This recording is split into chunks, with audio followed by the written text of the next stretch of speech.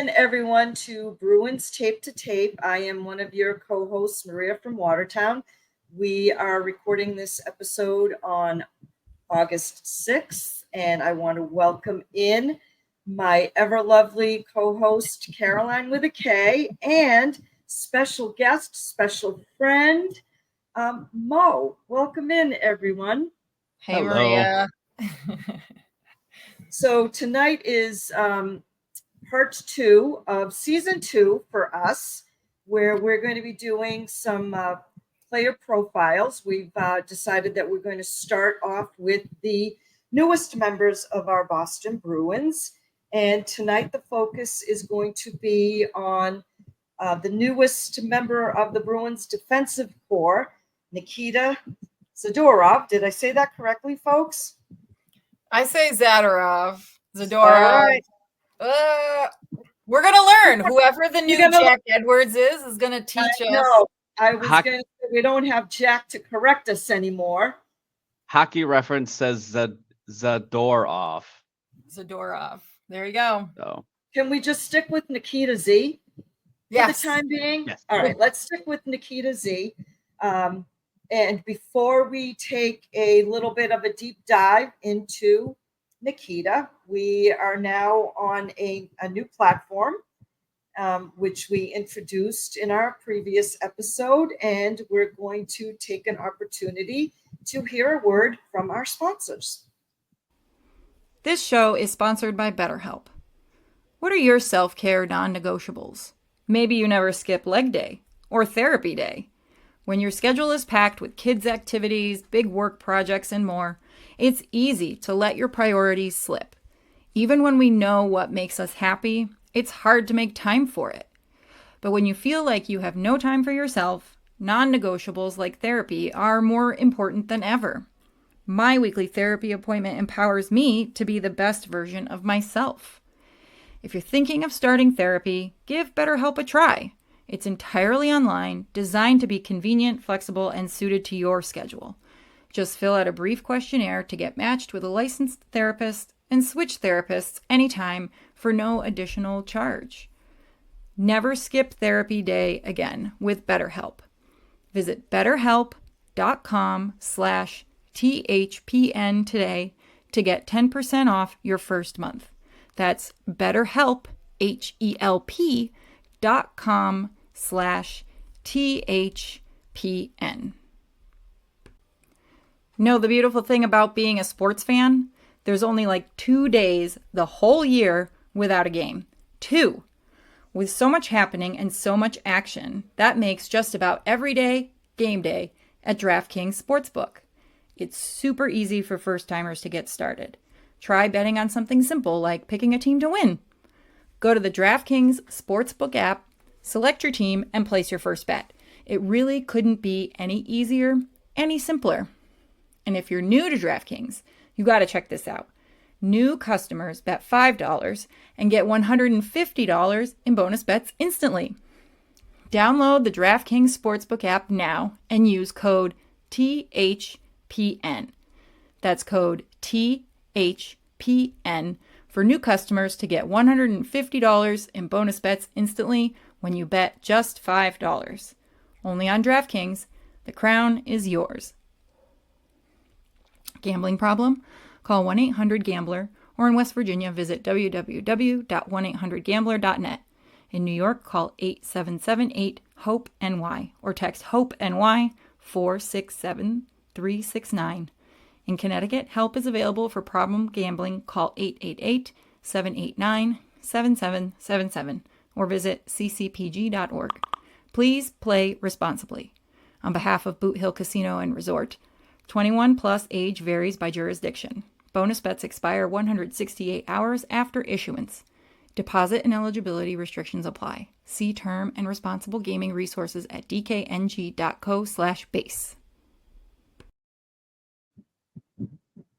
Welcome back in, everyone, and a thanks to our wonderful sponsors. So let's take a learning lesson. Let's learn a little bit about Nikita. He is 6'6", 248 freaking pounds. This man is a beast. Can I tell you, I have been wanting a defenseman this size for the Boston Bruins for I can't tell you how flippin' long. This size and this mean.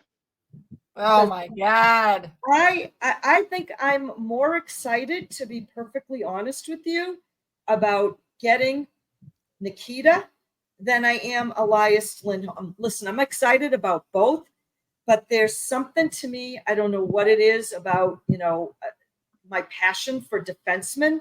Maybe it's because of growing up in the Bobby Orr era and watching that beautiful defenseman who is the GOAT. And I know he's nowhere near the size of this guy, but I am just stoked to see what he can potentially do for the Boston Bruins. I was gonna say, if you're comparing Zadorov with Bobby Orr, then no, I'm not. I'm not. It's just I'm explaining my excitement for defensemen. There's something to me that I'm very passionate about watching what defensemen can do and the impact that they can make throughout the course of a hockey game, be it a monster hit or their offensive prowess. But yeah, I'm stoked to see what this guy can bring to the table. Yeah, the size alone is what I think is most notable. I mean, I think the reason why I have been waiting is because the Bruins had a stretch of years where they only brought in these little defensemen. And I don't know if it was like a thing or if that's what was available for that period of time. But you had Torrey Krug and you had Matt Grzelcyk on the roster at the same time. Like I think back to 2019 and yeah, they were talented. Like I'm not saying that they are not talented players. Of course they were. But it just kind of seemed like the Bruins had decided we are going to go the talent route and everybody else went the size route. And it was like bringing a knife to a gunfight, right? When it came to the defense and every other team, like you just can't, it doesn't matter how talented your defenseman is if literally every player that they're up against is twice their size. Well, I think they went through this moment of they had themselves convinced that they needed to be, faster and speedier. And, Don Sweeney and management at the time, right, were bringing in those types of players that you just spoke of, Krug, Grzelcyk, even, our former friend, Jake DeBrusk, thinking that was where the league was going. Let's just get, more skilled and speedier. We don't really need size.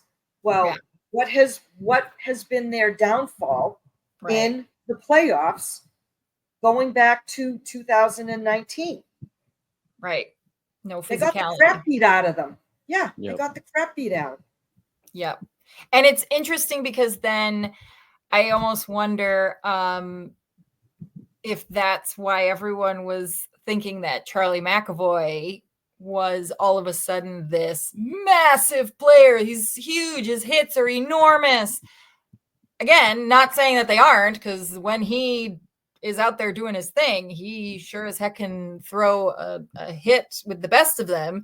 But he's also now the shortest defenseman on the team at 6'1", and maybe it was all just relative because now you've got these guys out there who are just absolute giants on the team. Like 3 of them are over 6'5".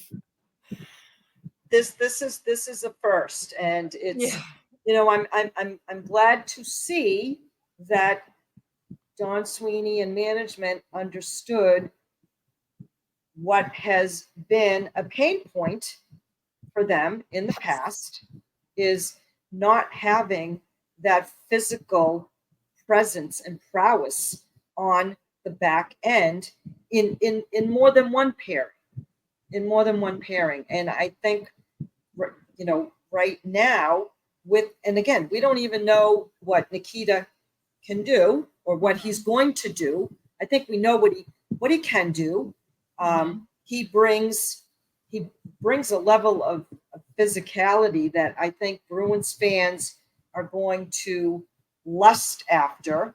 And if you could indulge me for just a moment, we've got a clip of a monster hit that I hope we're going to see on more than one occasion during the course of this upcoming season. So here it comes, folks.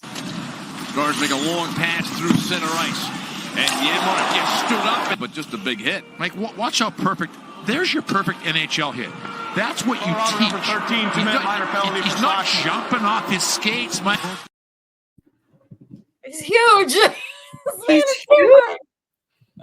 I mean, no, what are your, I just love that stuff. I just absolutely love that kind of hit all day, every day.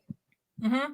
He was like a stop sign, like just literal wall. Like he didn't even have to do anything extra there. Like the announcer said, like you don't have to jump, you don't have to do any extra whatever behind it. You just are there. No, you cannot pass. Yeah, and everything about the hit was he was, had his eyes on the player the whole time, wasn't staring at the puck, and his feet were under control, especially for a big guy. That's tough.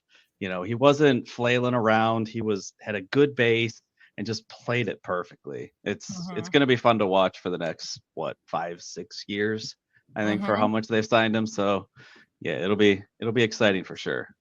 Yeah. And in the interest of full disclosure, right, where I'm talking of him as if he's the second coming. Now, he brings some good and he brings some bad. He can get himself into some trouble. There are times where he jumps into plays and creates a little bit of havoc for his own team. And he has thrown some questionable hits, and that's something that he's going to have to, potentially rein in a little bit. Like that hit was a textbook hit, and I'm sure that people will go out and grab some videos of some, less clean hits. But I think with the culture and the leadership that the Bruins have in their organization, that's something that they can help rein in where Nikita is concerned. Yeah. My biggest pro for him is we need someone to take some pressure off Charlie Mack, because I think Charlie Mack in some instances has been asked to do a little bit too much. I know that I have been critical, and I think some of that criticism is fair. But I think having a player like Nikita in the lineup will help really balance some of what the other key defensemen have been asked to do in the past. Yeah. I mean, the questionable hits, I think you could probably say that about most defensemen that are physical. This game has gotten so much faster, so much quicker, not just like north and south, but east and west, where these guys can just move and turn on a dime, where you're going to get these hits, especially with that size disparity where he's 6'6" and someone that's, 6 foot, 6'1", you're going to have, elbow to the head where it's not his fault. And you're just going to have that. So I don't think he's going to go out of his way to be dirty. And that's something that we're probably going to have to be a little bit, we're going to have to be patient with him if he does have penalties and that sort of thing.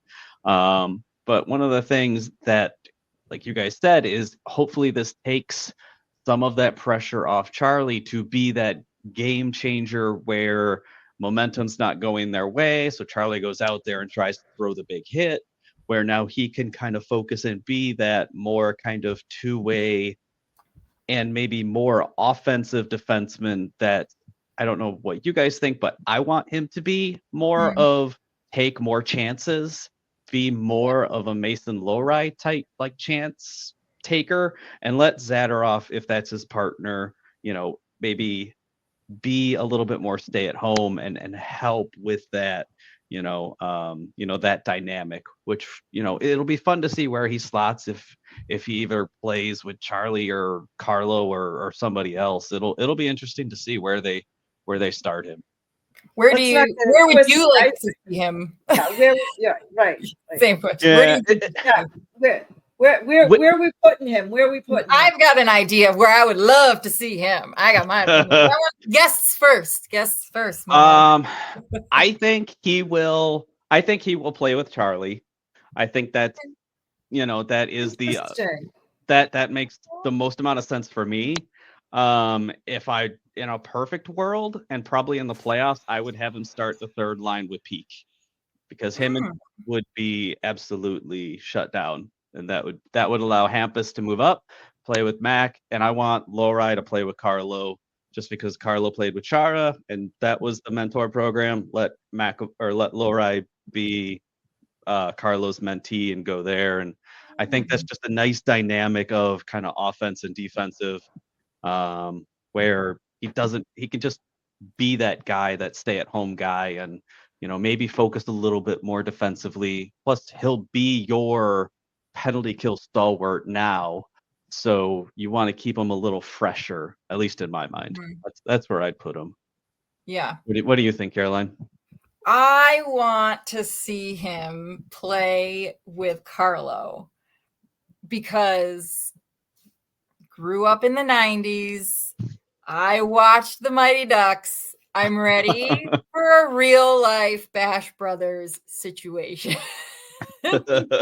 But can we consider Brandon Carlo a Bash brother though? He's enormous. No, but I'm just saying the two biggest guys is like having two tanker trucks out there. Like you can't help but be crushed by these men. Like that's it. I knew you were gonna say that, Maria.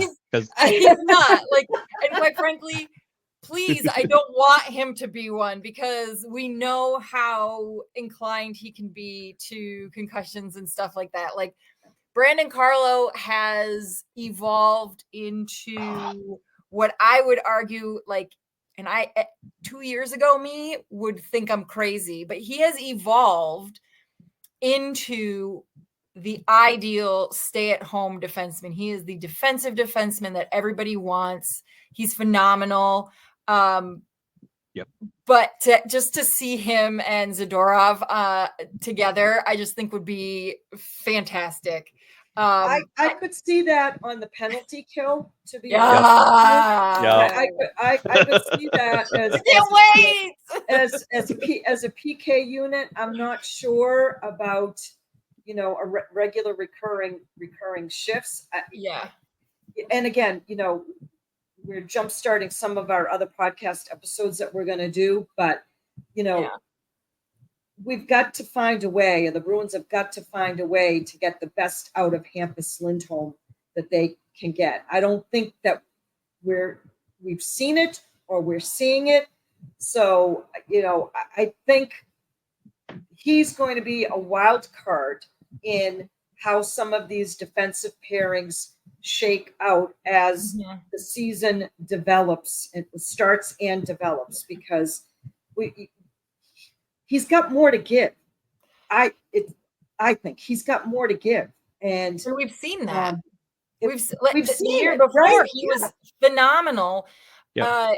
I'm going to chalk it up to sophomore slump and no Bergeron. So I don't think that there is any reason that we wouldn't see him again. And I guess I'm not really sure yet what kind of defensive player Zadorov is, if he is more offensively inclined or if he's more of a stay-at-home. I haven't really gotten that sense yet. So realistically, besides my own desire to see these two gigantic people on the ice at the same time, I guess I would have to reserve kind of a good guess as to where he should get slotted, because I don't know what kind of defenseman he truly is. But also, and again, not to jump too far ahead into the future when we do talk about Charlie McAvoy, I don't know if he knows, but I would say I don't know what his true defensive identity is either.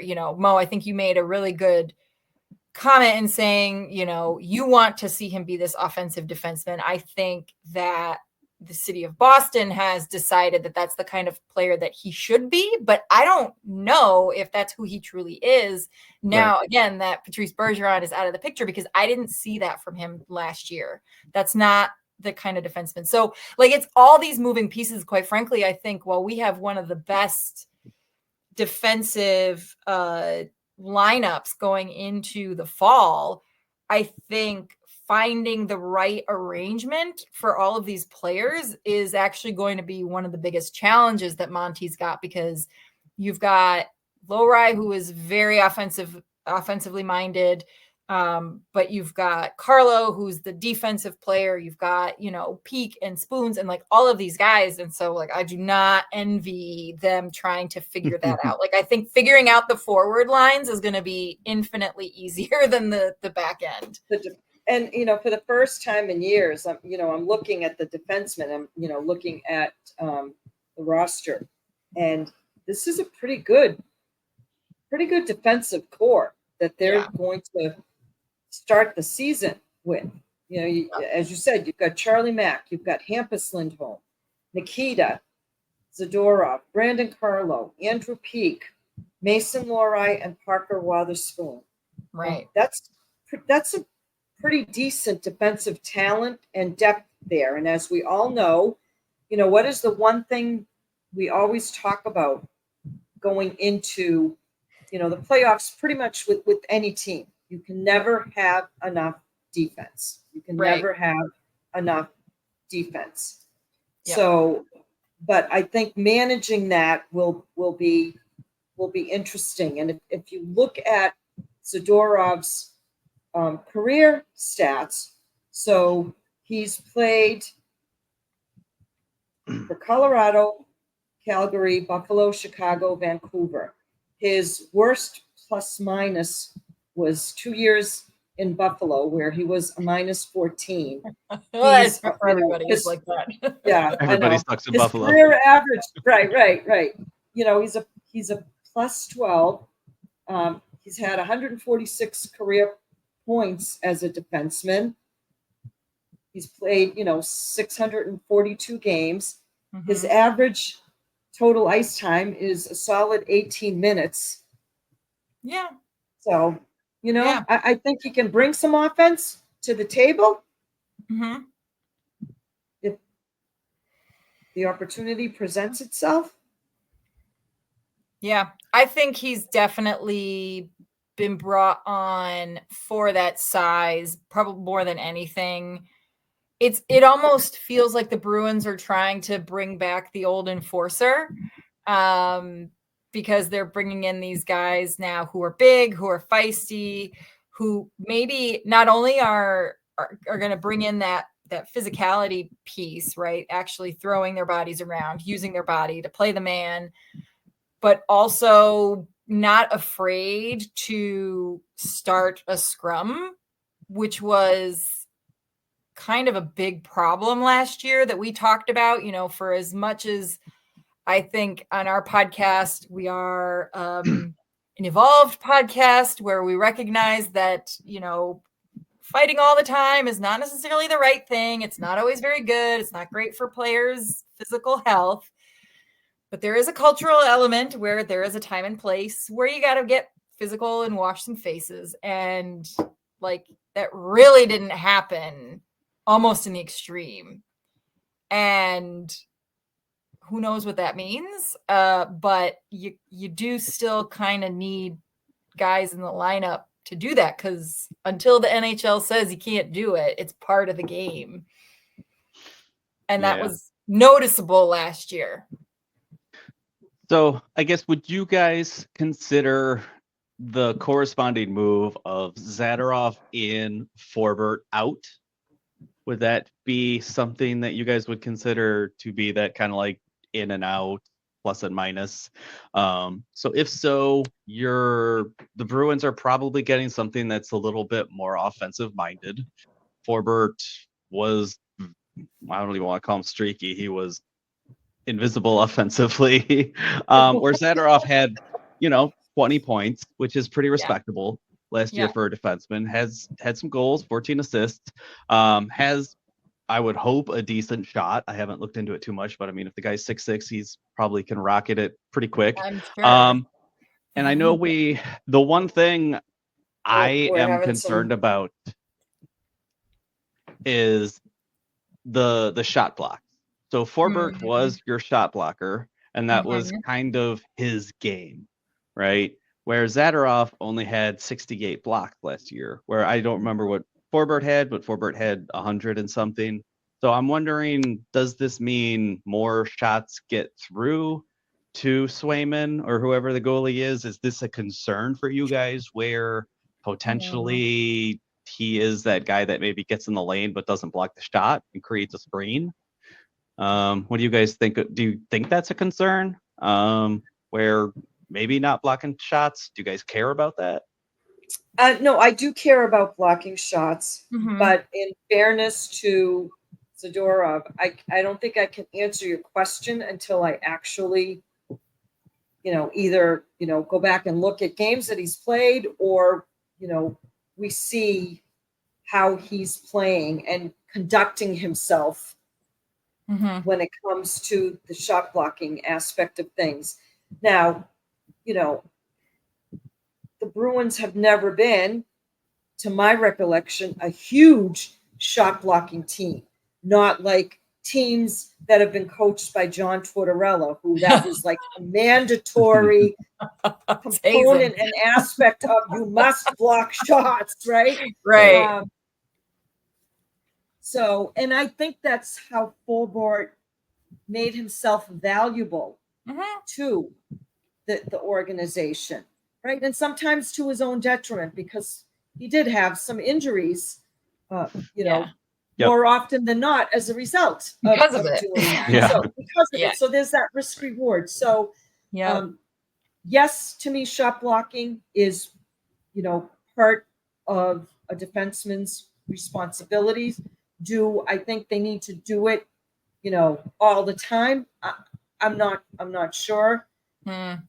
But I want to see what his game brings in that regard before I say, oh, geez, he's not going to block the shots. He better be doing something else, right? Or he better get the hell out of the way, right? If he's not blocking the shot and he's just screening and the puck ends up in the net, then we have a different conversation. Right. Yeah, I think the trade-offs, I'm not concerned either.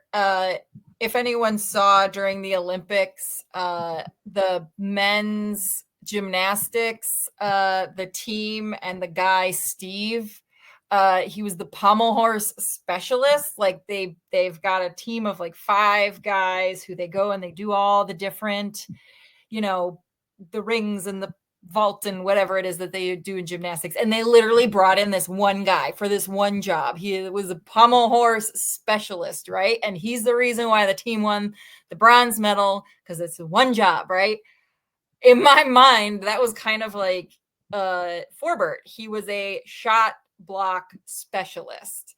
And there was, a need for that because of the composition of the defensive core and just how they were functioning. And I think there isn't really that need anymore, because you now have a much more well-rounded defensive core.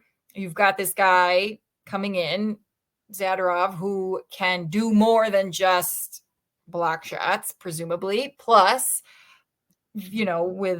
excellent goaltending and just the whole package of now you've got a defensive centerman who is supporting the defenseman in a different way than they had the previous year. I think it's all going to kind of balance out. And then you also have the benefit of not having to lose a guy because he broke both feet in the same year. So, yeah, you need your feet to play hockey. Yeah. So, and that's true. And if you think about At it, least right? one good foot. Yeah. And I mean, the Bruins try to keep the shots on the outside, right? So if you're letting those shots through, your goalie should make that save, or there's a higher probability for a save, as opposed to if you're Ottawa and you're allowing most of your shots from the slot, you probably want to block those and not, let your goalie try to make that save. So it'll be interesting to see, in the first little bit as to who he plays with, how well they mesh, and what actual style of play Zadorov brings. Mm-hmm. And for me personally, if he's not this like Kyle McLaren type defenseman who goes for these huge hits and is more Carlo, where he is more stay at home, more steady, higher IQ, I'm okay with that. I don't need, earth shattering, game changing hits like every shift. So I think for me, I need to kind of tamper my expectations and just kind of like see what he brings and kind of go to his game as opposed to having him come to like the fans' expectations of, someone that's like here where, maybe here is good enough. Yeah. So it'll be interesting. I'm just glad Don Sweeney finally had the come to Jesus moment when he has realized you can't have a back end full of Smurfs. It doesn't play well in today's NHL. It's not a recipe for sustained success, particularly in the playoffs. Yeah. And I mean, you saw Grzelcyk in that Toronto game where he just got beat. And oh man, it's just yeah. I mean, I do feel just a little bad for him, given he's only wound up with a 1-year deal, and he's got to be in a situation where he's got to prove himself to be able to handle his defensive assignments in a bit and stay healthy. That was another issue that plagued him the last couple of seasons with the Bruins. I'm going to ask the same question that I asked during our little profile that we did on Elias Lindholm. What do we think about the contract for? Yeah, I think he has the benefit of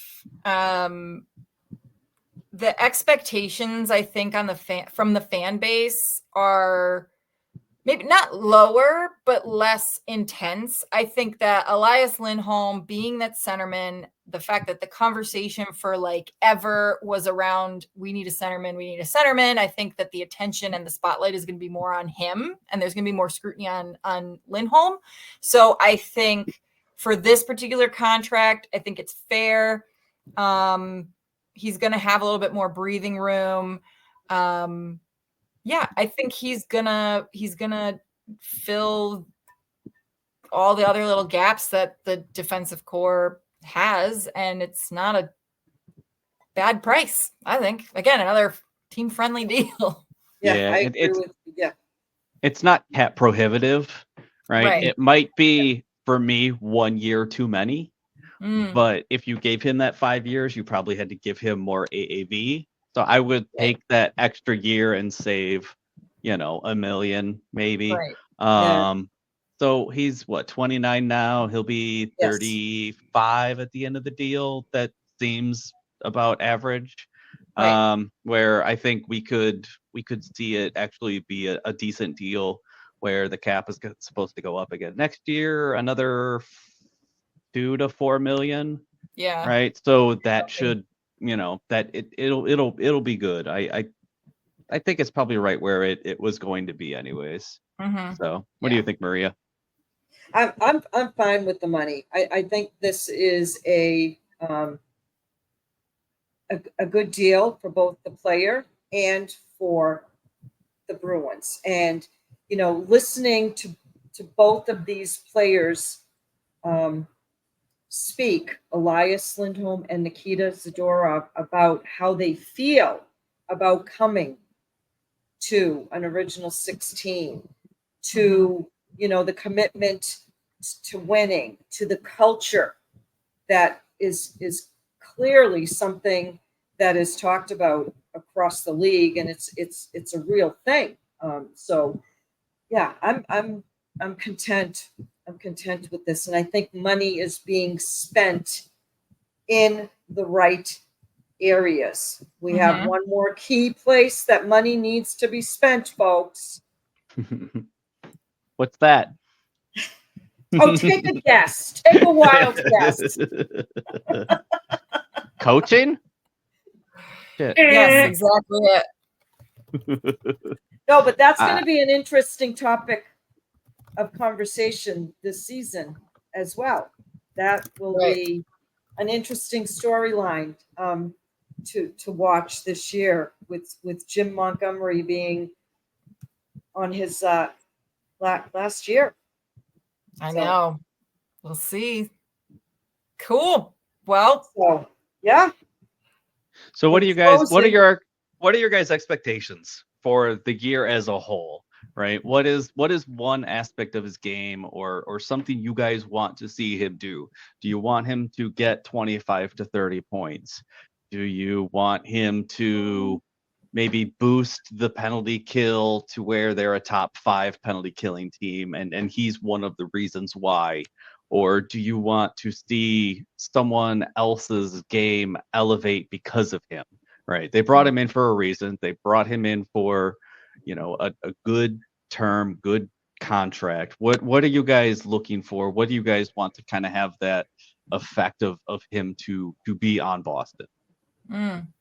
So for me, I think it's and I think I said this earlier, take some pressure off Charlie McAvoy so that he can elevate his game to a consistent level, and to a level, again, Charlie's being paid a lot of money as a franchise defenseman. And I get it. He's still only 26 years old, but when he was signed, we were told he's the franchise defenseman. He's the okay. So I'm hoping that Nikita Z can help take off some of whatever pressure Charlie's been, feeling, or, take the reins off. So Charlie can finally have his coming out party as the franchise defenseman. And you know what? I wouldn't mind seeing a bit more offensive contribution from our defensemen. I think that will, and particularly when it comes to the power play, I think that would be a huge, huge help. I'm not so worried about penalty kill because the Bruins have always had this great defensive structure, and they've always been a really good penalty killing team. They've had some cycles where they've had, some downturn, but they've always been able to right whatever was wrong for a period of games when it comes to the penalty kill. So I'm looking more from an offensive standpoint and him helping others to elevate their game. And that includes, honestly, Mason Lohrei, because I think that kid is ready for his coming out party as well. Yeah. Yep. Yeah, for me, I'm thinking less so about any other specific players, although I completely agree with you on all counts, Maria. I'm thinking more broadly in the sense of some of the issues that kind of irked me last season, which was occasions when the Bruins just couldn't get control of the puck, the situation, either right at the start of the game or, let's say in overtime in a key moment, and I felt that often was the result of some defensive failures to some extent, face-off wins aside, you can have your forwards not win the face-off, but then if the opposing team has control of the puck, your defensive core has to prevent those zone entries from the other team going in and setting up camp. And I'm hoping with a much more complete defensive core that we would see a lot less of that happening, that the Bruins could then get some of that control back in some of those key moments. And just, again, that physicality, like I want to see big hits. I want to see more of that on the whole, to really put those opposing elite players almost kind of in their notice. Right. Yep. Put them on notice. Yeah. Because that's something that we haven't seen. And I think that's another way for the team to really gain control of the game is when they do that. So that's kind of more of a broader hope to see from. No, you're on point for that, because we said on more than one occasion during the course of last season, right. why can't this team make a hockey play, a simple freaking hockey play? I'm not saying, every single time, they play against Sidney Crosby, they should not allow that man ever to go 200 feet. Like, there are some players in this league that are superhuman and whatever, right? But for a lot of other, maybe they're not the top tier most elite, but they're right up there. We need to be sending out big hits and sending out messages and just like use your body to stop them from entering the zone. Help And your goalie we're out. not talking about going back to the days of the big bad Bruins either, folks. No, So don't get that twisted. But this was clearly an area that the Bruins were lacking in last season. They were lacking in the season before, and perhaps even the season before that, where there was no fear of offensive players entering our zone. There wasn't there. That's something that I think is a necessary evil in today's NHL. I don't know what you think about that, Mo. I agree, especially in the playoffs. I mean, the regular season is one thing, but the playoffs, everything ratchets up. And if you think about it, like the only defenseman the Bruins have that you would probably want to go up against is Lindholm, right? You don't really want to go against McAvoy physically, or Peak or Spoon or Zadorov. It's, they're finally a presence to be known and something. I mean, Florida's game was dump and chase and, overpower the Bruins defenseman to get the puck. Right. Now, hopefully that's not going to be a thing. So it's exciting, and I think the buzz around the Bruins defense, where I've seen that maybe they're worse this year than last year based off of like defensive coverage, which I don't personally believe. I mean, I don't see why, Forbert going out and Grizzly going out. Those guys weren't game changers. They weren't the core. So I don't think the Bruins got worse defensively. If anything, I think they got better. They got especially even the peak mid-season kind of transition with him, a full season, a full off season, everything. They're going to be a pain in the ass to play against, and I think as Bruins fans, that's what we want. I want to see exciting. I'm not taking any shit mentality from this defensive core, because I think there were too many times in the past where it almost felt like, yes, sir, may I have another type of scenario. Exactly. So who's up next? Who are we going to talk about in our next player close-up, Maria? I believe it is, I thought it was going to be Max Jones. Max Jones. All right. Max Jones will be our next our next episode, folks. We hope you're enjoying these little snippets that we're recording on your behalf. Hopefully, if anybody has any concerns about some of the new players that are coming in or old players that won't be in a Bruins uniform, some of these episodes will help put your mind at ease while you're sitting on your back deck with a nice cold adult beverage waiting for the start of hockey season. Amen. Amen. Can't wait. Yeah, we're all chomping at the bit. But until then, in closing, Caroline, you have the floor. As always, go Bees. Go Bees. Go Bees.